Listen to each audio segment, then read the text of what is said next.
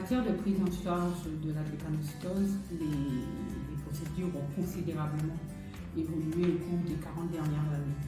Il faut se souvenir qu'en Guadeloupe, il y a 30 à 40 ans, en fait, la drépanocytose était diagnostiquée parce que le patient présentait une complication.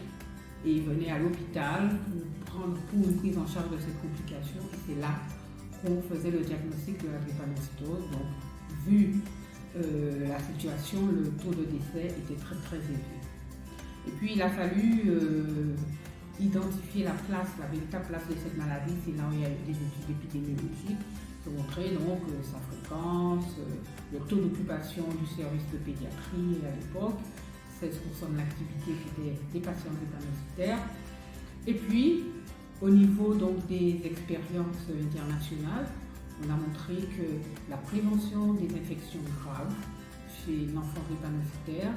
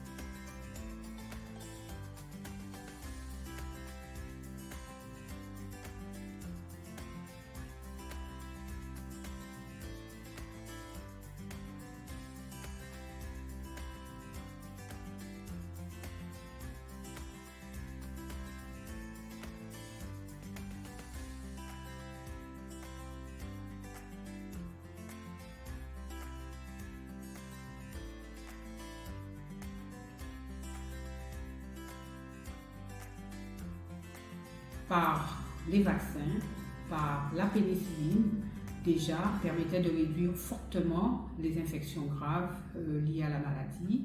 On les mettait sous acide folique par rapport à l'anémie liée à la maladie, mais toujours est-il encore à ce moment-là, même si on avait beaucoup réduit ces complications graves, la maladie restait encore très sévère avec un taux de décès relativement élevé. Et puis il y a eu cette molécule, l'hydroxycarbamide. Pourquoi l'hydroxycarbamide? En fait, c'est une molécule qui est très ancienne, qui n'a pas été inventée pour la drépanocytose, mais c'est parce que les médecins observaient ce qui se passait chez les patients non drépanocytaires qui étaient traités avec cette molécule.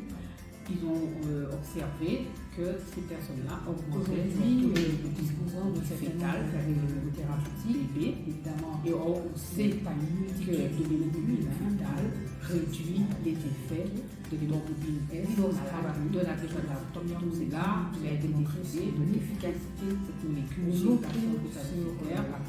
Et effectivement, l'hydroxycarbamide, on appelle aussi l'hydroxycarbamide. Et puis, depuis l'hydroxycarbamide, là, on écrit de la des crises de nouvelles molécules.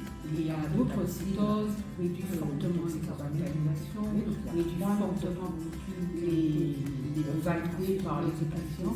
Et donc, depuis 30 ans, cette molécule est largement utilisée parallèlement, mais aussi les traitements qui permettent de guérir. Et là aussi, la vie de moelle, le profil des patients ont considérablement évolué grâce à cette molécule, car j'ai des dons qui à moins de 80 ans, et plus de 99% obtiennent des traitements deviennent des adultes.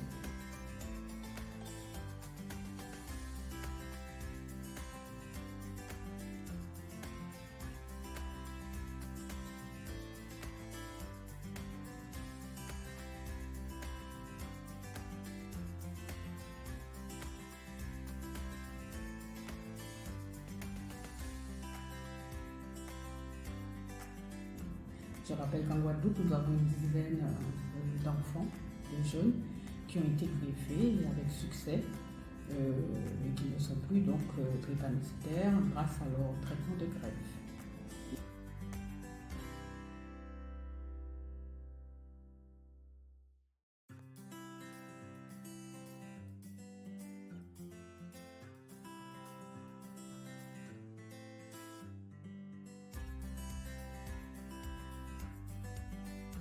Fait que je n'avais l'obligation de rester essaie de continuer. L'association qui a été créée s'appelle l'AGDPM, c'est l'association guadeloupéenne pour le dépistage et